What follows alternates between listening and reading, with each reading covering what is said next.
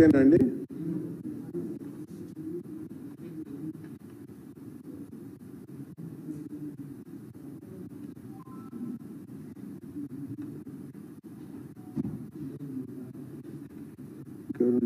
చూస్తా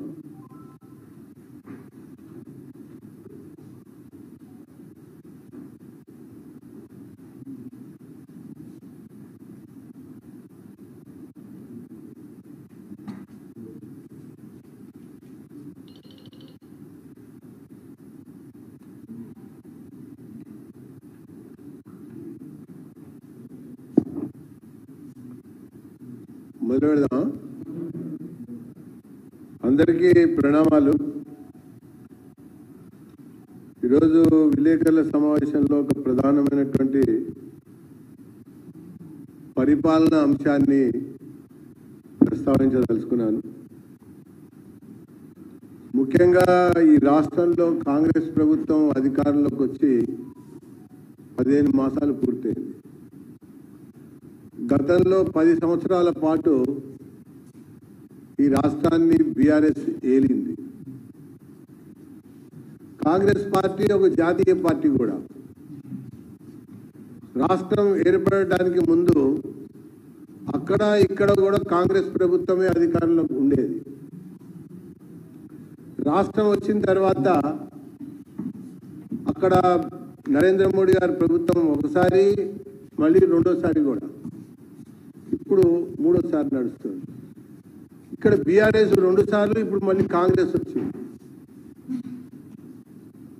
అప్పుడు ముఖ్యమంత్రి, ఇప్పుడు కూడా ఈ ముఖ్యమంత్రి, ఇద్దరు ముఖ్యమంత్రులు కూడా పదే పలు సందర్భాల్లో ఫెడరల్ స్ఫూర్తి గురించి చాలా ఎక్కువగా మాట్లాడారు. శాసనసభల్లో కూడా మాట్లాడారు. ఇప్పుడు ఈ ముఖ్యమంత్రి ఇంకా కూడా మాట్లాడుతూనే ఉన్నాడు. మేము కేంద్రానికి ఎన్నిసార్లు మొరబెట్టుకోవాలి, ఎన్నిసార్లు వినతి పత్రాలు ఇవ్వాలి, నిధులు కావాలి, ఇవ్వాలి అని కోరుతూ పోతున్నా కూడా మాకు ముడి చేయి చూపిస్తున్నారు అన్నటువంటి ఒక విమర్శలు కేసీఆర్కి అలవాటే, ఇప్పుడున్న రేవంత్ రెడ్డికి అలవాటైపోయింది. వాస్తవంగా బీజేపీ కేంద్రంలో ఉన్నటువంటి ప్రభుత్వం రకరకాల పథకాలకి, రకరకాల కార్యక్రమాలకి, ప్రాయోజిత కార్యక్రమాలని కలుపుకుని కూడా కొన్ని లక్షల కోట్లలో ఈ 11 సంవత్సరాల కాలంలో నిధులు ఇచ్చినటువంటి మాట వాస్తవం. వివిధ మంత్రిత్వ శాఖల ద్వారా మనం పరిశీలిస్తే కూడా అర్థమయ్యేటువంటి ఒక విషయం. కానీ అప్పుడు బీఆర్ఎస్, ఇప్పుడు కాంగ్రెస్ ఇద్దరు కూడా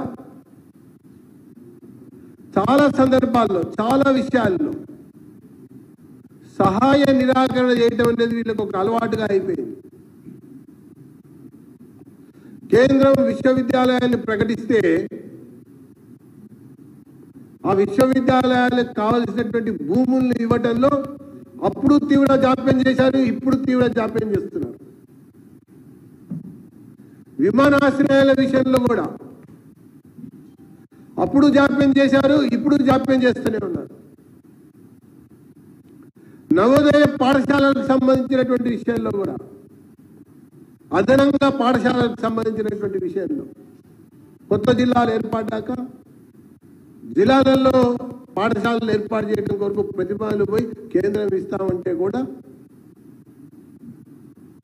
భూమి ఇవ్వడంలో తీవ్రమైనటువంటి జాప్యం. ఈఎస్ఐ ఆసుపత్రులకు సంబంధించిన విషయంలో కూడా అదే రకమైనటువంటి వ్యవహారం. మొన్న ప్రధానమంత్రి చేతుల మీదుగా ప్రారంభించబడ్డటువంటి చర్లపల్లి రైల్వే టెర్మినల్కి నేనే ఎమ్మెల్యేగా 10 సార్లు అప్పటికి కేసీఆర్ గారిని కలవడం జరిగింది. అదనంగా భూమి ఇవ్వండి అంటే ఇంచు భూమి వల్ల అదే రైల్వే భూమిలో నిర్మాణం పూర్తి చేసి జాతికి అంకితం చేస్తే ఈ 4 మాసాల కాలంలో కొత్తగా ఒక్క వీధి లైట్ వేయటమే కాకుండా ప్రయాణికుల కోసం 26 ట్రైన్లు అక్కడ ఆగుతున్నా ప్రయాణికుల కోసం వివిధ డిపోల నుంచి బస్సుల సంఖ్యను కూడా పెంచకుండా ప్రయాణికులకి పడరాని పాటలు కలిగేటట్టు వ్యవహారం చేస్తుంది ఈ కాంగ్రెస్ ప్రభుత్వం. ఇక స్టేషన్కి దారి లేకుండా చేశారు వీళ్ళు, జిహెచ్ఎంసీ వాళ్ళు. అలాగే ఉప్పల్ ఎలివేటెడ్ కారిడార్ కూడా 600 కోట్ల రూపాయల నిధులు నరేంద్ర మోడీ గారు ఉప్పల్ ఎలివేటెడ్ కారిడార్ కోసం ఇస్తే ఈ 6 సంవత్సరాల కాలం పట్టింది అక్కడ ఉన్నటువంటి స్తంభాలు మార్చడానికి, పైప్ లైన్లు మార్చడానికి, సివర్ లైన్ మార్చడానికి. 6 నెలల్లో పూర్తి చేస్తామని చెప్పని ఈ లేఖ తీసుకుని నేను అప్పటి ముఖ్యమంత్రి కేసీఆర్ దగ్గర నుంచి లేఖ తీసుకుని నేను ఢిల్లీకి వెళ్ళాను. 6 నెలల్లో అక్విజిషన్ పూర్తి చేస్తామని చెప్పని 6 ఏళ్ళు తీరినా కూడా అక్విజిషన్ పూర్తి కాల. కాంగ్రెస్ అదే వ్యవహారం, బీఆర్ఎస్ అదే వ్యవహారం. సికింద్రాబాద్ రైల్వే స్టేషన్ ని ఇంకా కొంత విస్తరింపజేయాలి, అదనంగా భూమి ఇవ్వండి అంటే అక్కడ కూడా ఇవ్వకుండా వాళ్ళు ఇదే రకంగా వ్యవహారం చేశారు. ఆ ఉన్న రైల్వే జాగాలోనే కడతా ఉన్నారు. కేంద్రం అభివృద్ధి కొరకు నిధులు ఇవ్వాలి, సహాయ నిరాకరణే లక్ష్యంగా బీఆర్ఎస్ కాంగ్రెస్ నడుస్తూ రావటం వల్ల తెలంగాణ ప్రజానికానికి తీవ్రమైనటువంటి ఇక్కట్లు ఎదురవుతున్నటువంటి విషయాన్ని నేను గుర్తు చేస్తా ఉన్నా.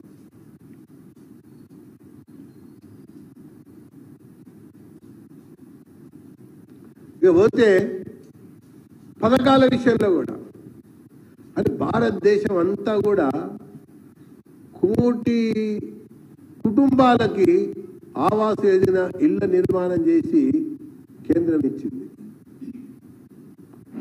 బీజేపీ పాలిత రాష్ట్రాల్లో ఇచ్చింది, బీజేపీయేతర రాష్ట్రాల్లో కూడా ఇచ్చింది, ప్రాంతీయ పార్టీల అధికారులు ఉన్నటువంటి రాష్ట్రాల్లో కూడా ఇచ్చింది. అప్పుడు తెలంగాణ, అప్పుడు బీఆర్ఎస్ పాలన, ఇప్పుడు కాంగ్రెస్ పాలన. కొత్తగా ఒక్క ఇల్లు కూడా నోచుకోలేనటువంటి ఒక పరిస్థితికి ఈ ఇద్దరు ముఖ్యమంత్రులు తీసుకొచ్చి ఆపారు. ఇప్పుడు కూడా అంతే, ఒక కొత్త పథకం ప్రవేశపెడతామంటారు, ఆ పథకాన్ని మిళితం చేయడానికి ప్రయత్నం చేస్తామంటారు. ఆయుష్మాన్ భారత్ విషయంలో కూడా దేశంలో ఉన్నటువంటి అన్ని రాష్ట్రాలు లబ్ధి పొందుతా ఉన్నారు, పౌరులు లబ్ధి పొందుతా ఉన్నారు. అప్పుడు అంతే, ఇప్పుడు అంతే. తెలంగాణ రాష్ట్రంలో ఉన్నటువంటి పౌరులకు మాత్రం అది అందనీయకుండా వీళ్ళిద్దరు చూస్తా ఉన్నారు. ఫసల్ బీమా యోజన కూడా అంతే. తరచూ ప్రకృతి వైపరీత్యాలు సంభవించేటువంటి రాష్ట్రాల్లో తెలంగాణ ఒకటి. అది అకాల వర్షాలైనా కానివచ్చు, లేకపోతే ఇంకో రకమైనటువంటి వైపరీత్యమైనా కావచ్చు. పండిన పంటకి బీమాకు సంబంధించినటువంటి అంశం, ఆ విషయంలో కూడా తెలంగాణ రైతాంగానికి ఆ యొక్క బీమా అమలు కానికుండా చూసే విధంగా వీళ్ళు ప్రయత్నం చేయడం. అంటే తెలంగాణ ప్రజలు ఒక రకంగా ఈ బీఆర్ఎస్ ని, కాంగ్రెస్ ని ఎన్నుకొని పాపం చేశారేమో అనిపించేటువంటి విధంగా ఇలా పాలన నడుస్తూ ఉన్నది. కాంగ్రెస్ అధిష్టానమేమో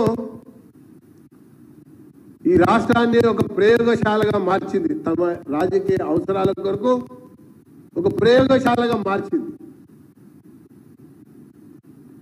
ఎన్నికల అవసరాల కొరకు ఒక ఏటీఎం కేంద్రంగా మార్చింది. బీఆర్ఎస్ అలాగే వ్యవహారం చేసింది. పైగా ఫెడరల్ స్ఫూర్తి గురించి ఈ ఇద్దరు మాట్లాడినంతగా వేరే ఎవరు కూడా మాట్లాడతారు. అరే, ఫెడరల్ స్ఫూర్తిలో కేంద్ర ప్రభుత్వ పథకాలు వివిధ ఆయా రాష్ట్రాల్లో కూడా అమలు జరిపే విధంగా చూడవలసినటువంటి బాధ్యత ముఖ్యమంత్రుల పైన కూడా ఉంటుంది. ఫెడరల్ స్ఫూర్తికి విరుద్ధంగా వ్యవహరిస్తున్నది రేవంత్ రెడ్డి ప్రభుత్వం, రాజ్యాంగ స్ఫూర్తికి విరుద్ధంగా వ్యవహరిస్తున్నది రేవంత్ రెడ్డి ప్రభుత్వం, స్థానిక సంస్థలను కూడా నిర్వీర్యపరుస్తూ నడిపిస్తున్నది రేవంత్ రెడ్డి ప్రభుత్వం. ఈ రోజు కూడా పంచాయతీలకు ఎన్నికలు లేవు. ఎన్నికలు జరిపి తీరాలని కేంద్రం ఆదేశాలు కూడా ఇచ్చింది.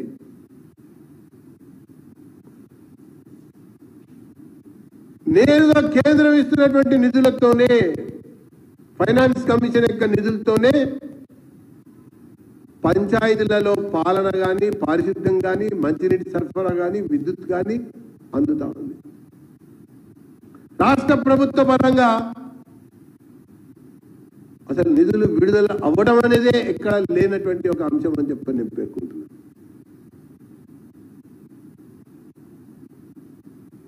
స్థానిక సంస్థల్ని అట్లనే నిర్వీర్యం చేశారు.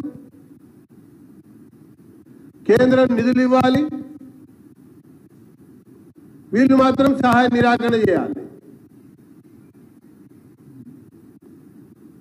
దాంతో పాటుగా మేము 40 సార్లు ఢిల్లీకి వెళ్ళాం. నువ్వు ఢిల్లీకి వెళ్ళేది నీ అధిష్టానాన్ని కలవటానికి. కలుస్తూ ఒక వినతి పత్రం కూడా ఇద్దామన్నట్టుగా ఇస్తున్నావు. నిన్నే అందరూ సిడబ్ల్యూసీలో పొగిడింటే ఈ రాష్ట్రంలో నిర్ణయాలని సిడబ్ల్యూసీ కొనియాడితే ముఖ్యమంత్రిగా నీకు స్వేచ్ఛ ఎందుకు ఇవ్వటం లేదు? ముఖ్యమంత్రిగా నీ మంత్రివర్గ విస్తరణకు ఎందుకు అవకాశం కలగటం లేదు?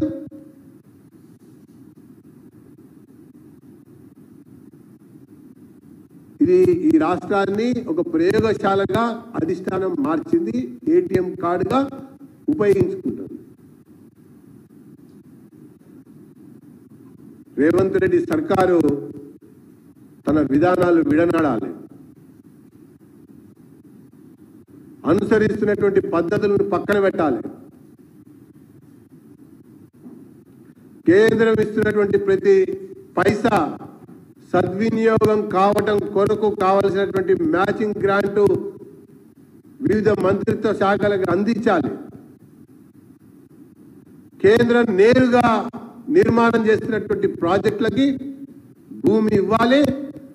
అవసరమైనటువంటి కావలసినటువంటి యొక్క సహకారాన్ని అందించి చిత్తశుద్ధిని చాటాలని చెప్పని ఈ సందర్భంగా నేను డిమాండ్ చేస్తూ, ఈ రాజ్యాంగ విరుద్ధంగా, ఈ ఫెడరల్ స్ఫూర్తికి విరుద్ధంగా వ్యవహరించేటువంటి యొక్క కాంగ్రెస్ పార్టీకి బుద్ధి చెప్తారు ఈ స్థానిక సంస్థలలో అని కూడా నేను ఈ సందర్భంగా తెలియజేస్తాను.